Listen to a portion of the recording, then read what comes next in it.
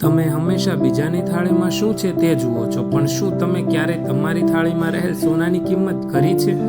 એક માણસ પાસે ખૂબ પૈસા હતા, છતાં તે દુઃખી હતો. તે એક જ્ઞાની માણસ પાસે ગયો અને કહ્યું, મારી પાસે ઘણું બધું છે પણ શાંતિ નથી. જ્ઞાનીએ તેને કહ્યું, ચાલ, એક શરત છે.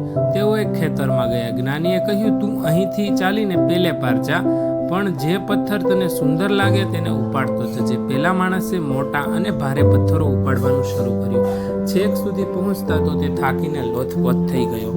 જ્ઞાનીએ પૂછ્યું, કેમ આ પથ્થરો લઈને તને ખુશી મળી? જ્ઞાની હસીને બોલ્યા, બસ આ જ તારી જિંદગી છે.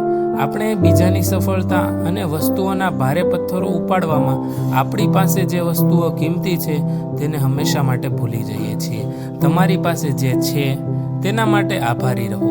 બીજા સાથે તુલના કરવાનું બંધ કરો. તમારી ખુશી આપોઆપ વધી જશે. આવું વધુ જાણવા માટે અત્યારે જ સબસ્ક્રાઇબ કરો રણકાર ગુજરાતી.